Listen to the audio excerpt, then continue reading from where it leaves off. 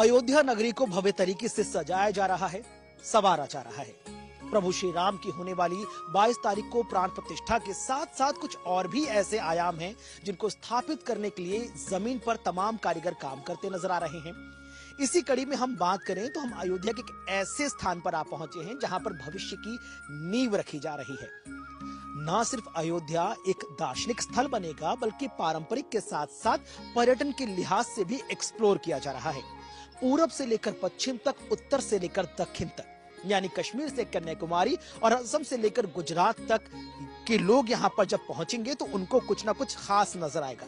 इसी कड़ी में जिस स्थान पर हम आ पहुंचे हैं, ये कुल 2.5 एकड़ का इलाका है जहां पर एक वैक्स म्यूजियम को तैयार किया जा रहा है।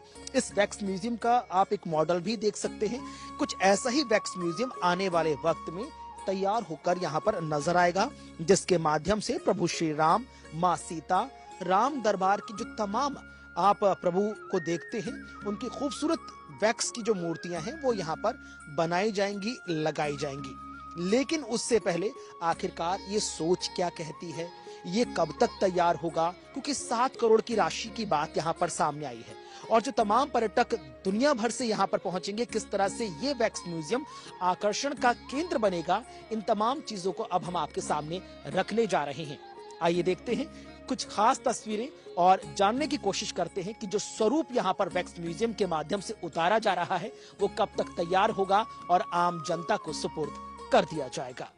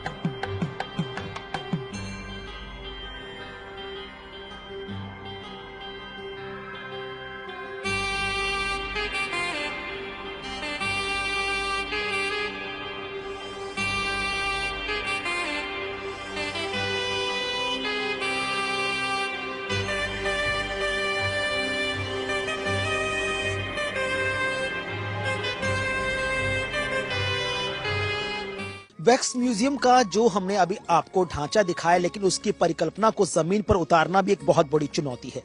इसी कड़ी में हमारे साथ इस सपने को जमीन पर उतारने वाले सुनील कुंडलूर जी हमारे साथ मौजूद हैं। बहुत बहुत शुक्रिया अपना टाइम देने के लिए सर। 22 तारीख को प्रभु श्री राम की प्राण प्रतिष्ठा है, उसके साथ साथ ये भी देखा जाएगा कि कौन कौन सी चीजें हैं जिसे एक्सप्लोर किया जाए। इसी कड़ी में आप केरल से चलकर यहाँ तक आए हैं। वैक्स म्यूजियम के एक सपने को जमीन पर उतारा जा रहा है, कुछ जानकारी साझा कीजिए। जय श्री राम। मैं केरला से सुनील वैक्स म्यूजियम से सुनील कंडलूर से मैं भी मेरा ड्रीम प्रोजेक्ट के साथ इधर रामनगरी में हूँ। अभी इधर से उधर देखा तो मंदिर का निर्माण अभी स्नो की वजह से देख नहीं सकते, 1 किलोमीटर चल के जा सकता है इधर से। इतना एक अच्छा प्रॉपर्टी गवर्नमेंट ने दिया। यह मीन्स इसे इट वाज ऐसा टेंडर में था, ऐसा they are inviting for making Ramayana wax museum. Expert को ढूंढ रहे थे, मेरा इसमें मिला। मैं टेंडर में गया। टेंडर में मैं अकेले ही थे, गर्व की बात है मेरे से।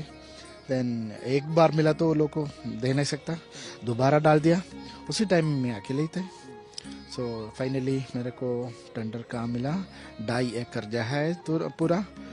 उसका अंदर बहुत सारे ऐसे देवी अपना श्री राम कृष्ण देवों का पूरा स्टोरी इधर होना चाहिए.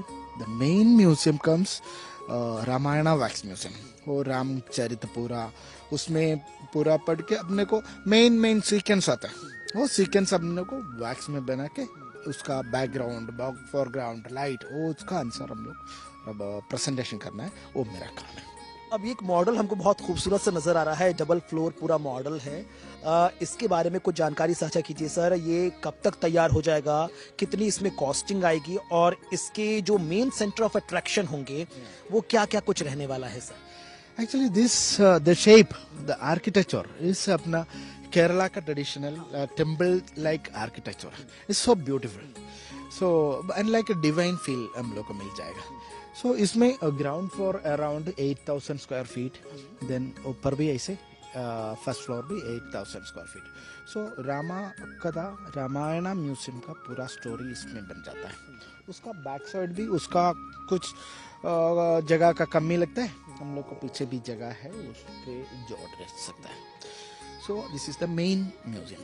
द सेकेंड वो जगह है खुला जगह भी है. और राम जी की वनवास कैसे होता है, राम जी वनवास में जाते हैं वो पूरा जंगल ही दिखाई इसका. दैट विल बी वो भी इंटीरियर रहेगा. इनसाइड इंटीरियर जंगल. वो इंडिया में ऐसा कंसेप्ट नहीं है अभी. वो भी 20,000 स्क्वायर फीट में बन जाएगा. वनवास का उधर उसको लोग कैसे जंगल में रहते थे, क्या हट में रहते थे, स्ट्रीम्स, नदियाँ, छोटे छोटे नदियाँ, पहाड़, वाटरफॉल, सब हम लोग का गेस्ट लोग भी उधर नदी का किनारे में बैठ सकता है. वो उसका एकदम बढ़िया जंगल, इंटीरियर जंगल बन जाएगा. टोटल कॉस्टिंग की सर इसकी क्या कुछ जानकारी मिल रही है? और प्लस प्रभु श्री राम तो इसमें नजर आएंगे, माँ सीता भी नजर आएंगी, लक्ष्मण भी होंगे, हनुमान जी भी होंगे. आपने कहा कि कृष्ण का भी एक अहम रोल रहा है हमारे माइथोलॉजिकल हम बात करें तो उसके बारे में कुछ बताइए. फर्स्ट पेज हम लोग ऐसे प्लान किया है राम जी का story, Ramayana story. Second page में कृष्ण गाथा, कृष्ण लीला बहुत ब्यूटीफुल हो गया. वो सब हम लोग सेटिंग करेंगे. वो सेकंड पेज का टोटल प्रोजेक्ट का कॉस्ट कम्स अराउंड 7 करोड़ का हो जाएगा. क्योंकि ये टोटल अपना पॉकेट से जाना पड़ेगा. It's a risk as an artist. एक आर्टिस्ट का प्लान की वजह से ये बहुत बड़ा है, फिर भी अपने को इतना दिल से हम स्ट्रॉन्ग. सो इसलिए हो सकता है. अब 22 तारीख को तो मंदिर का इनॉग्रेशन होने जा रहा है. प्रभु श्री राम वहां विराजेंगे. आपने भी कोई डेडलाइन तैयार की है खुद के लिए, क्योंकि आपका ये ड्रीम प्रोजेक्ट है, तो आपने कोई डेडलाइन तैयार की है सर इसके लिए? सर एक्चुअली रियली मेरा ये प्रोजेक्ट 7 महीने पहले टेंडर था. बट ऑफिशियल काम ऐसे है ना, एक टेबल से एक टेबल करके फिर भी ज्यादा जल्दी करते. 5 महीना इससे गया. सो मैं भी क्या सोचा था, फर्स्ट ग्राउंड फ्लोर तक अपना इसका मंदिर का ओपनिंग का साथों साथ जब प्रभु जी आएगा उसी टाइम अपना भी श्री राम जी को मिलने के लिए सब लोग इधर आना चाहिए था. वो सोच था मेरा, वो हिसाब से काम किया. बट लेट हो गया. अप्रैल मई तक हम लोग राम जी को इधर बिठाएंगे. सब लोग उधर से इधर आएंगे. अब आइए सर प्लीज, क्योंकि ये जो पूरा इलाका है जहां पर आप पूरा जो ड्रीम प्रोजेक्ट है वो यहाँ पर उतार रहे हैं. आपने डेडलाइन भी तय कर ली है, कॉस्टिंग को भी आपने एनालाइज कर लिया है. आपने ये चीज बहुत खास कही कि ये ड्रीम प्रोजेक्ट होने के साथ साथ सेंटर ऑफ अट्रैक्शन बने, लोगों के लिए टूरिज्म का भी यहाँ पर स्कोप नजर आए थ्रू आउट द. जब इंडिया यहाँ पर लोग पहुंचेंगे, क्योंकि टेक्नोलॉजी बहुत इंपॉर्टेंट है सर, किस तरह से, क्योंकि साउथ के लोग आएंगे, तमिल, तेलुगु, मलयालम, कन्नड़, वो भाषा का भी आपको ख्याल रखना पड़ेगा. हिंदी बेल्ट के जो लोग आएंगे, असम जो हमारा नॉर्थ इंडिया है वहां से भी लोग आएंगे, गुजरात से भी आएंगे. तो how does it make you, कैसे पॉसिबल करेंगे कि सर सबके लिए ये इंफॉर्मेटिव भी जगह रहे? कोई लैंग्वेज को ध्यान में रखते हुए टेक्नोलॉजी का भविष्य में इस्तेमाल किया जाएगा?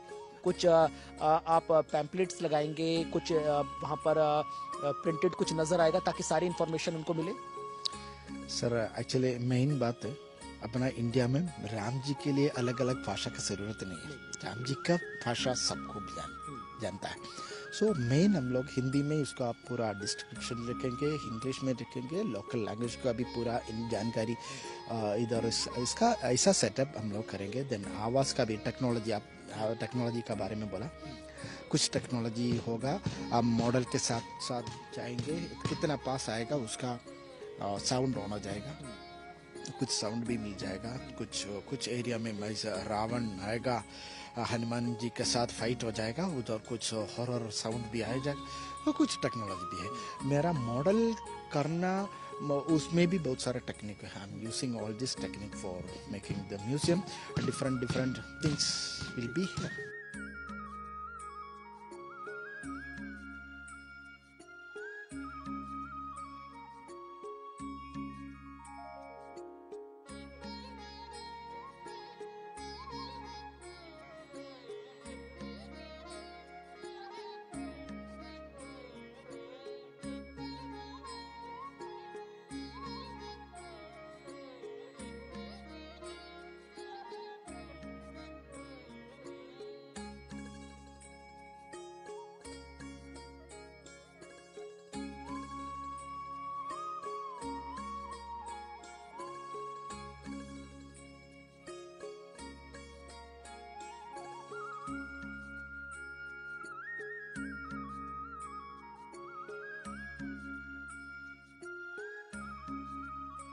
एक लास्ट क्वेश्चन सर, क्योंकि ये it is regarding to the future.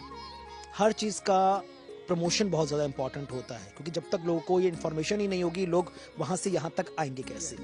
What is your teams future plans कि आप कैसे इस इलाके को आप एक्नॉलेज करा पाएंगे, लोगों की नॉलेज में लेकर आएंगे? कोई वेबसाइट, किसी तरह का सोशल मीडिया प्रमोशन, या भविष्य में जो स्टेट गवर्नमेंट है या सेंट्रल गवर्नमेंट के साथ कॉन्टेक्ट्स एंड रिलेशन, ताकि उनके माध्यम से लोगों को पता चले कि वैक्स म्यूजियम भी तैयार किया गया है, या तैयार करने के साथ साथ आगे भी फ्यूचर प्लान है? या जरूर, अपना marketing is important for every business. सब जो भी है, छोटा है मोटा है, उसका बिजनेस के लिए, उसका डेवलपमेंट के लिए मार्केटिंग करना पड़ेगा। बट मेरा सौभाग्य क्या है, इधर अयोध्या में एक छोटा एक इन्वेस्टर आया, ऐसा मेरा ऑफिस का इंफॉर्मेशन है, और थोड़ा एक एवरेज पर्टिकुलर इन्वेस्टमेंट है, वो इन्वेस्टमेंट को सीधा योगी जी का प्रेजेंस हो जाएगा। उसका योगी जी, मोदी जी का इससे बड़ा ब्रांड अभी इंडिया में नहीं है। सो मेरा 10 साल से कनेक्शन है मोदी जी का। मोदी जी को मैंने मिल चुका है 3 बार, उसका मेजरमेंट लेके मेरा मॉडल भी, मैं वैक्स मॉडल बनाया मोदी जी का। सो सर का भी थोड़ा कनेक्शन है, but I am waiting for Modi ji आके योगी जी के साथ दोनों इधर आके अपना म्यूजियम ओपन करेंगे। उससे भी बड़ा मार्केटिंग नहीं है इंडिया में, भारत में।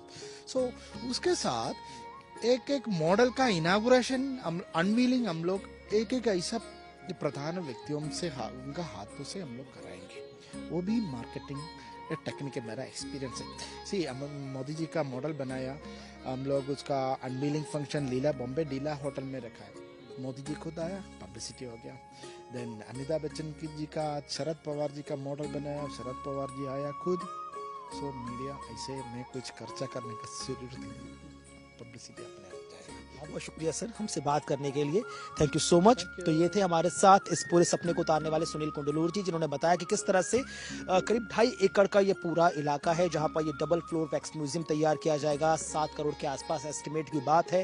डेडलाइन भी तय कर ली गई है, और साथ ही साथ उम्मीद की जा रही है कि प्रभु श्री राम की प्राण प्रतिष्ठा के साथ साथ जो डेडलाइन यहाँ पर तय की गई है, उसके बाद ये म्यूजियम बहुत जल्द बनकर जमीन को सपने पर हकीकत में तब्दील होता नजर आए और आम लोगों के लिए हैंडओवर कर दिया जाए। तो अयोध्या के इस कोने में वैक्स म्यूजियम को तैयार किया जा रहा है। 2 फ्लोर का ये वैक्स म्यूजियम है। सुनील कुंडलूर जी इस सपने को जमीन पर उतार रहे हैं। ये पूरा प्लेटफॉर्म आप जो देख रहे हैं, ये वही प्लेटफॉर्म है जहां पर ये पूरा वैक्स म्यूजियम आने वाले वक्त में अप्रैल तक जो सपना है वो हकीकत में तब्दील हो जाएगा।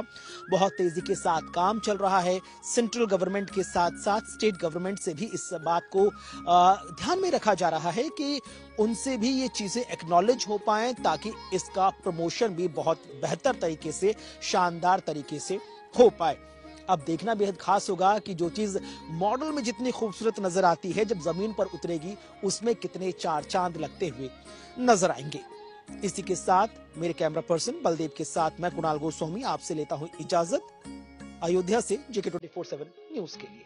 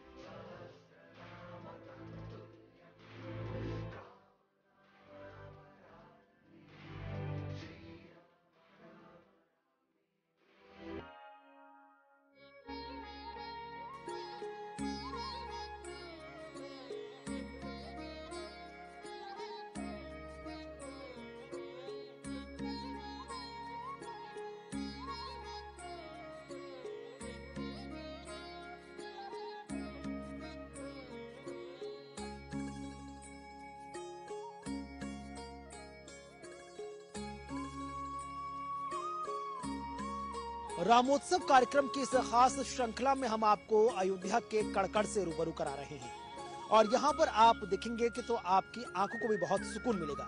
यह है मिक्रोलिक पेंटिंग। मिक्रोलिक पेंटिंग अयोध्या का जो मुख्य पथ है, जहाँ से सरयू घाट भी पड़ता है, जहाँ से लता चौक भी पड़ती है, जहाँ से उद्यान भी पड़ता है, वहां पर सूर्य स्तंभ स्थापित किए गए हैं और कुछ लोग इसे सूर्य स्तंभ मार्ग भी कहते हैं। लेकिन इस सूर्य स्तंभ मार्ग में चार चांद लगाने के लिए यहाँ पर इस तरह की मिक्रोलिक पेंटिंग का जमकर इस्तेमाल किया जा रहा है।